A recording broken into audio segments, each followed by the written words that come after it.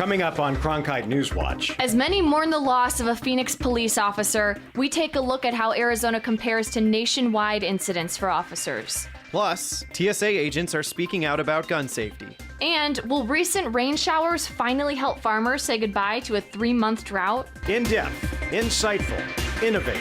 Cronkite NewsWatch starts right now. Good evening and welcome to Cronkite NewsWatch. I'm Tara Molina. And I'm Dom DeFurio. Thank you for joining us.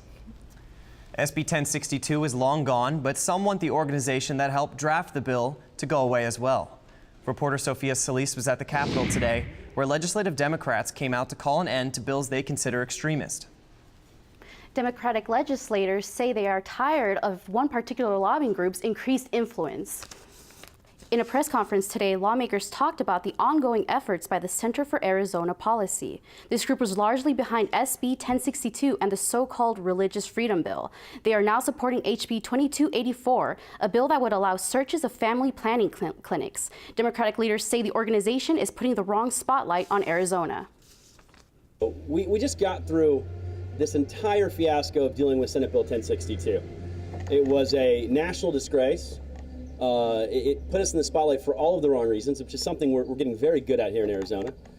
And now we're turning back around and we're talking about another bill that attacks a certain group of people and denies them the rights they are protected to have under the Constitution. We reached out to the Center for Arizona Policy, but they did not reach us by news time. HB 2284 passed in the House today and will continue in the Senate. Live in the Media Center, Sophia, Cronkite News. The Center for Arizona Policy was very unhappy about the veto of SB 1062, but one statewide religious organization is grateful for the veto and felt the need to hand-deliver a thank you note. Members of the United Church of Christ gathered at the Capitol this morning to personally thank Governor Brewer for vetoing SB 1062. They recognized how divisive the controversy was and wanted to remind the public that not all religious organizations supported the bill. They collected over 200 signatures, demonstrating support from other religious faiths as well. We heard from religious organizations that supported the bill and were disappointed that she vetoed it. And we want to make sure that the progressive religious voice is in the marketplace saying thank you. Religion should never be used to exclude people. It should be inclusive, it should be compassionate, and 1062 did not do that. Governor Brewer wasn't there to accept the thank you, but the group hopes she recognizes their continued support. And the support for Brewer doesn't stop there. A recent public policy poll shows that 72% of Arizonans agree with Brewer's decision to veto SB 1062, while 18% disagree with her decision. And in the same poll, Arizonans support legalizing same-sex marriage. 49% are in favor, while 41% are opposed. The poll also found that the majority of voters under the age of 45 are for gay marriage. State flags were lowered today to honor a fallen Phoenix police officer killed in the line of duty. Cronkite News reporter Shane Dwyer went to the Phoenix Police headquarters today, where we learned the name of that officer and more details on the suspect. Shane, these have been a difficult 2 days for members of the Phoenix Police Department and the officer's family. Tara, it sure has been. 43-year-old Phoenix Police Detective John Hobbs was a 21-year veteran of the force and had served in the Major Offenders Bureau for 7 years before he was shot and killed yesterday afternoon. Now, Detective Hobbs, seen here in this image provided by the Phoenix Police Department, was with 2 other officers yesterday when a surveillance situation quickly went wrong. Police Chief James Garcia says it's believed that the suspect was being watched, recognized the 2 undercover officers, and immediately took off. After a short car chase that ended in a crash, the suspect opened fire on officers, striking both Detective Hobbs and his partner. As for the suspect, 28-year-old William Thornton had a long rap sheet and had just been released from prison in January on attempted robbery and narcotics charges. He was the primary suspect in an attempted homicide just 2 weeks ago, which was why they were watching him. The shooting broke out quickly, and after the chase, and while both officers were hit, Detective Hobbs was able to fire several shots. Heroic, absolutely heroic. We're talking about an officer who gets shot and doesn't give up the fight. He is proned out, returns fire, hits our suspect multiple times. He didn't give up. The second officer involved in that shooting has not been identified at the request of the family, but that officer is a 9-year veteran of the force and is in stable condition this evening. Detective Hobbs leaves behind a wife and 3 children, and what many are talking about is that neither officer was wearing a vest. But police officials say that because they were just surveilling and everything happened so fast, they didn't even have time to put on those bulletproof vests. And while this is a very tragic situation, Cronkite News investigative reporter Alex Lanciel discovered that thankfully it's also a rare one. Detective Hobbs was the 37th Phoenix police officer to be killed in the line of duty, but fortunately, Phoenix has a relatively low rate of fallen officers compared to other cities of the same size. In fact, at least 3 cities with a similar population have had more police officers killed in the line of duty than Phoenix. A quick search revealed that Dallas has suffered 80 fallen officers and San Antonio 57. Philadelphia has a slightly higher population than Phoenix, but the city's total number of officers killed in the line of duty is 256, over 200 more than Phoenix. San Diego has had 32 officer deaths, fewer than Phoenix, but the amount of fallen officers per capita is about the same. Nationwide, the number of police officers killed in the line of duty reached a historic low in 2013. 111 local, state, federal, and tribal officers were killed, the lowest number in more than 50 years. For the investigative team, Alex Lanciel, Cronkite News. President Obama proposed a $3.9 trillion budget for the upcoming fiscal year. It's a roadmap for creating jobs with good wages and expanding opportunity for all Americans. And at a time when our deficit's been cut in half, it allows us to meet our obligations to future generations without leaving them a mountain of debt. President Obama's budget roadmap highlights investing in manufacturing and new technology, tax cuts for lower income and middle class workers, and job-driven training, high-quality preschool for all 4-year-olds, and a reduction of national deficit and debt to stabilize the economy. Not everyone agrees with the budget. House Speaker John Boehner says Obama's plan is perhaps the president's most irresponsible budget yet. These days, there are many rules about flying, from packaging your liquids in clear containers to taking off your shoes at the security checkpoint. But as reporter Kaylee Formicella shows us, TSA officials are finding more than banned liquids. If you've ever flown, you know there are certain things you have to be extra careful with. Shockingly, the number of people that are trying to bring loaded guns through TSA security checkpoints is on the rise, up 16.5% from 2012. Every day, transportation security officers interact with nearly 2 million travelers across the United States. And what they're finding in passengers' bags is causing huge problems. It's incumbent upon passengers to check their bags before they come to the airport to make sure they're not carrying guns, loaded guns, or any other kind of prohibited or illegal item before they come to the airport, because it's going to slow them down at the security checkpoint. Last year, over 1,800 firearms were discovered by TSA officers across the nation. That's 5 guns a day. What's more is 81% of those guns were loaded. Phoenix currently ranks number 4 when it comes to finding guns in baggage. As a matter of fact, in 2013, 66 guns were discovered. And it's not just guns that the TSA officers are discovering. They're also dealing with passengers bringing toy guns and grenades, bats, hammers, and knives into the airport. If they find any illegal items, the police get called. So Melendez is encouraging passengers to pay attention. Almost every time I've heard of a gun coming through a checkpoint, passengers tell us they just forgot it was there. But forgetting could end up costing you more than a delay.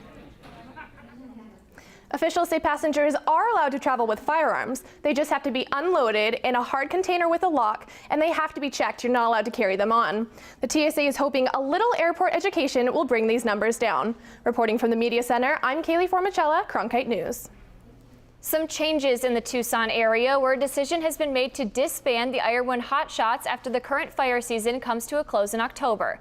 Officials say the decision to lay off most of the fire crew has nothing to do with the Yarnell fire disaster last year, where 19 hotshot firefighters lost their lives.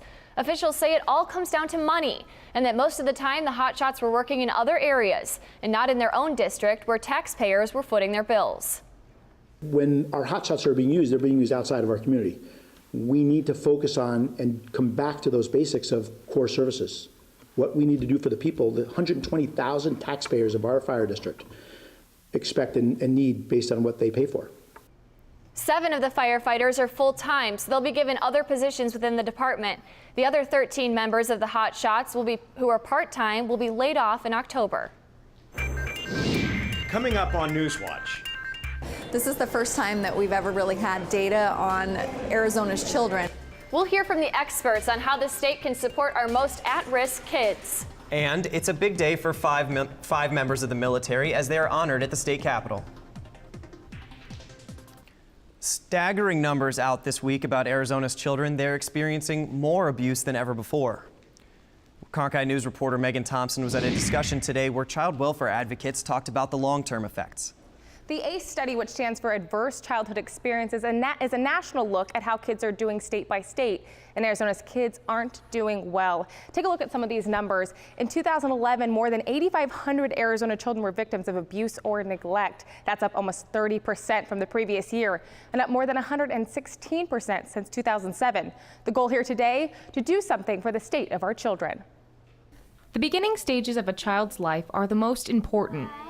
And this new line of research suggests Arizona can do more to help kids when they're just starting out. This is a very difficult issue. It's a broad issue to solve, and so the only way that you're really going to affect all of those adverse childhood experiences is to get an entire team. That team includes pediatricians, schools, and community leaders. Working together, they can prevent abuse before it happens. We are spending huge dollars trying to fix situations that if we had invested in prevention, we would not be where we are. Stanton also says Arizona leads the country in the number of kids that have already experienced a childhood trauma. One study found that over 1/4 of Arizona children ages 0 to 17 have already experienced one adverse family trauma, and nearly 1/3 have experienced 2 or more traumas, putting Arizona significantly higher than the national average.